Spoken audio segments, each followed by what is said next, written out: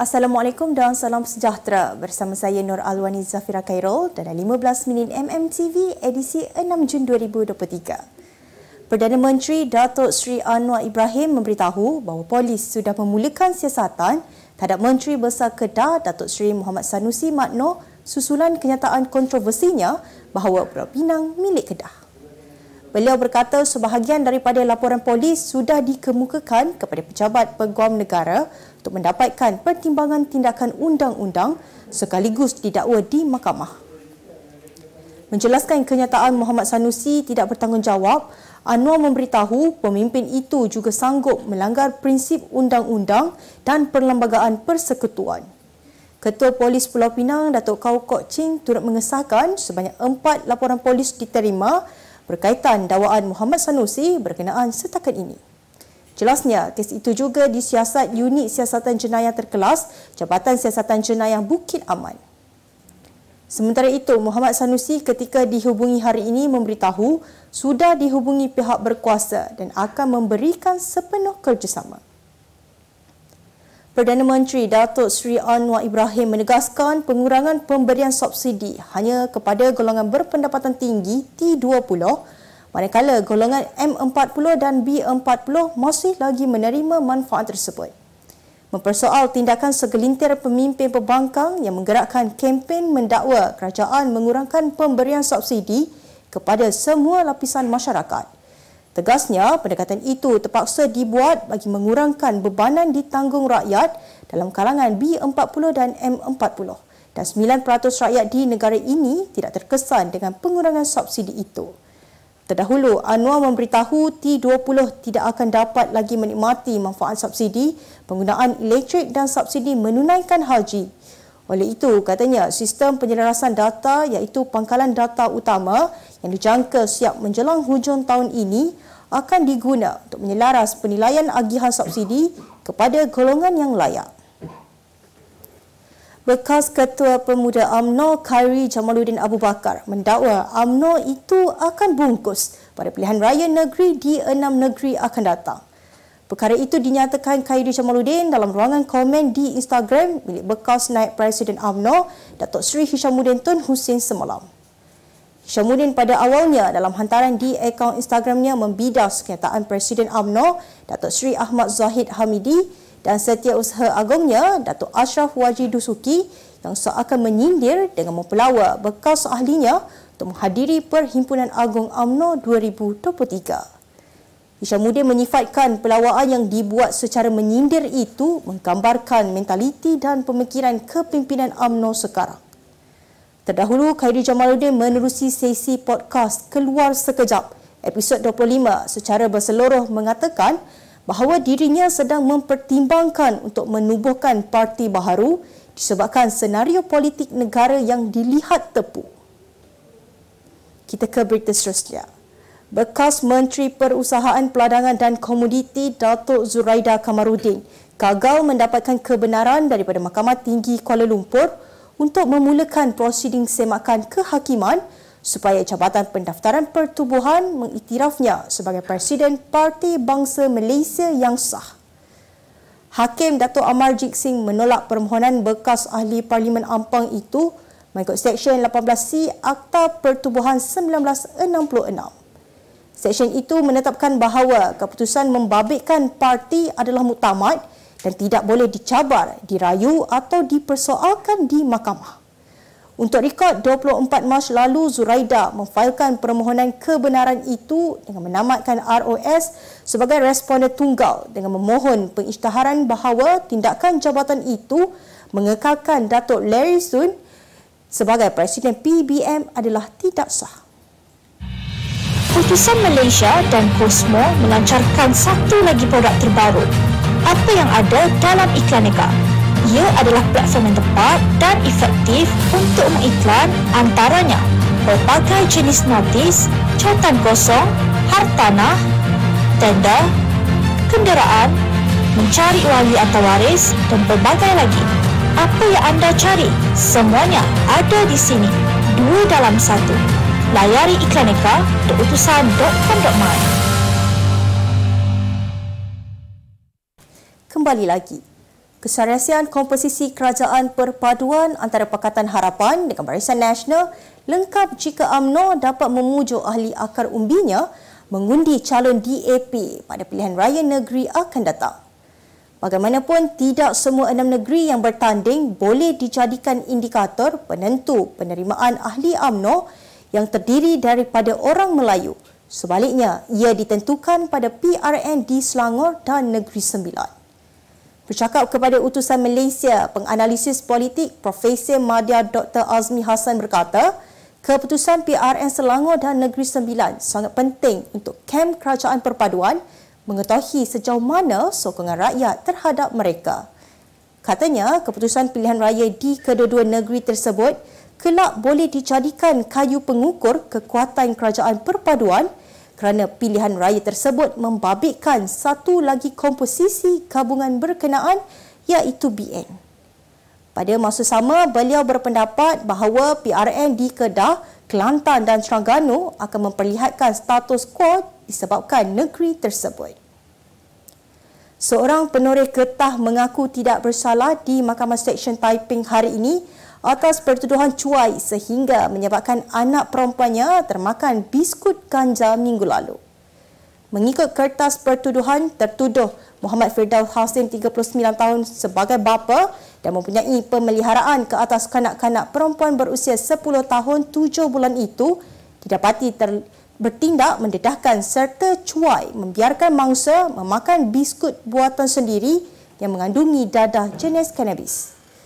Pertuduhan dikemukakan mengikut Seksyen 31/1/A Akta Kanak-Kanak 2001 yang membawa hukuman penjara sehingga 20 tahun atau denda RM50,000 atau kedua-duanya sekali jika sabit kesalahan.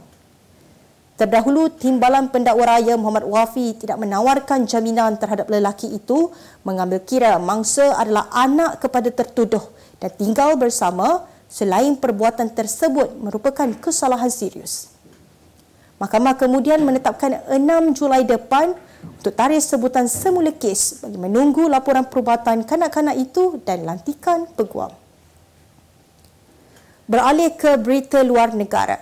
Siasatan rasmi ke atas nahas kereta api paling buruk dalam 2 dekad di India telah dimulakan semalam dan siasatan awal menunjukkan kegagalan isyarat mungkin menjadi punca pelanggaran yang mengorbankan 275 orang dan mencederakan 1,200 yang lain. Ketika ini, pegawai kereta api dan saksi sedang mengemukakan bukti kepada siasatan diketuai Pesuruhanjaya Keselamatan Kereta Api Bahaya Tenggara, A.M. Chowdhury. Jumaat lalu, nahas itu berlaku apabila sebuah kereta api penumpang melanggar kereta api barang yang tidak bergerak dan seterusnya tergelincir ke landasan sebelah sehingga menyebabkan pelanggaran dengan sebuah lagi kereta api penumpang di daerah Balasore. Siasatan awal menunjukkan Coromandel Express menghala ke Chennai dari Kolkata bergerak dari laluan utama dan memasuki trek CC yang digunakan untuk meletakkan kereta api pada kelajuan 128 km sejam dan merempuh kereta api barang. Penyelaras khas Pertubuhan Bangsa-Bangsa Bersatu bagi Proses Keamanan Asia Barat semalam mengutuk pembunuhan seorang kanak-kanak Palestin oleh tentera Israel. Tuan Wenesland dalam satu kenyataan di laman Twitternya berkata beliau mengutuk dan bersimpati atas kematian seorang budak lelaki Palestin berusia 2 tahun yang cedera parah akibat tembakan pasukan keselamatan Israel di Al-Nabi Saleh. Tuan berkata orang awam khususnya kanak-kanak terus menanggung beban konflik ini. Malah beliau menggesa pihak berkuasa Israel agar mengambil tindakan ke atas mereka yang bertanggungjawab. Terdahulu, siasatan awal mendapati 2 lelaki warga Palestin yang bersenjata didakwa melepaskan tembakan ke arah penempatan berhampiran menyebabkan tentera Israel bertindak balas. Bagaimanapun, bapa kepada mangsa menafikan naratif Israel dan mendakwa tidak berlaku berbalas tembak di kawasan berkenaan. Sebaliknya, menuduh tentera rejim Zionis terus melepaskan tembakan ke arah keretanya. Kemas kini pengetahuan anda tentang isu ekonomi dan pasaran. Merangkumi sektor hartanah, perniagaan, keuangan, komoditi, IKS, halal niaga dan dunia korporat. Sentiasa ikuti perkembangan ekonomi semasa di dalam dan luar negara. Semua informasi terkini hanya di hujung jari. Dapatkan edisi ringgit setiap Isnin hanya di Akhbar Utusan Malaysia.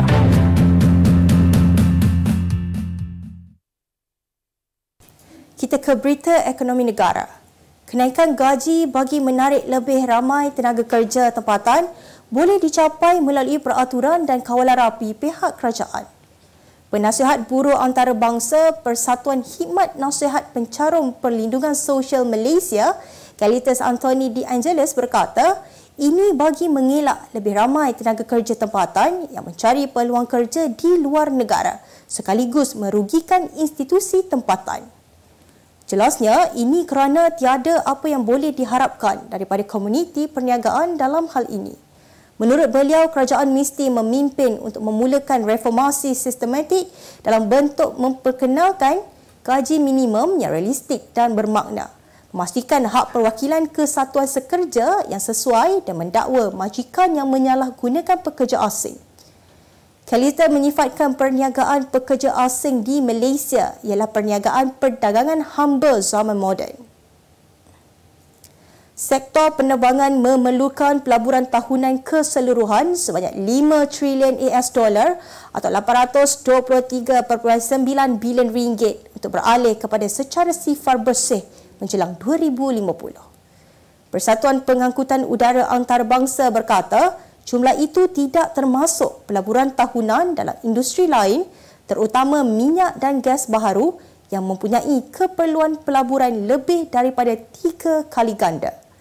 Ketua Pengarahnya Willy Walsh memberitahu Plan Hala 7 yang menangani teknologi pesawat, infrastruktur tenaga, operasi, kewangan dan pertimbangan dasar adalah penilaian terperinci yang pertama mengenai langkah kritikal untuk beralih kepada sifar bersih menjelang 2050. Jelasnya lagi, Plan Hala 7 adalah seruan untuk bertindak bagi semua pihak berkepentingan penerbangan untuk menyampaikan alat yang diperlukan untuk menjayakan transformasi asas penerbangan bersama dasar dan produk yang sesuai.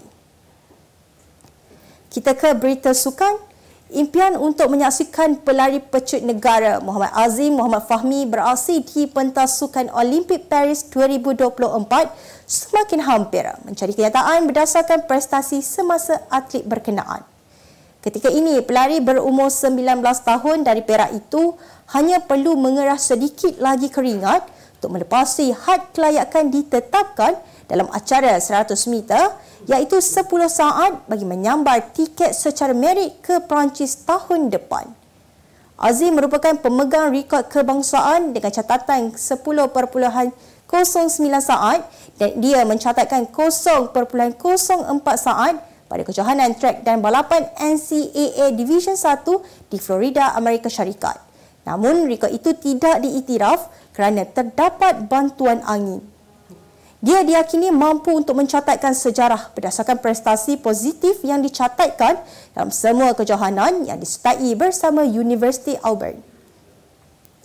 Real Madrid bersaing untuk mendatangani penyerang Tottenham Hotspur Harry Kane selepas penyerang utama mereka Karim Benzema akan meninggalkan kelab itu penghujung musim ini. Pengurus Real Madrid Carlo Ancelotti telah menyenaraikan Kane sebagai pilihan utama selain turut menyasarkan pemain Chelsea Kai Havertz. Bagaimanapun, Real dilaporkan tidak mungkin akan membayar 100 juta pound bersamaan 492 juta ringgit untuk Kane tetapi akan mengadakan rundingan dengan Spurs. Menurut laporan media The Mirror, pengurusi Spurs Danny Levy tetap akan meletakkan tanda harga yang tinggi untuk mengurangkan minat pasukan lain mendapatkan Kane. Sebagai penutup 15 minit MMTV hari ini, saksikan laporan cuaca esok Rabu 7 Jun 2023. Jangan lupa dapatkan akhbar utusan Malaysia dan Cosmo untuk berita-berita terkini dan menyeluruh.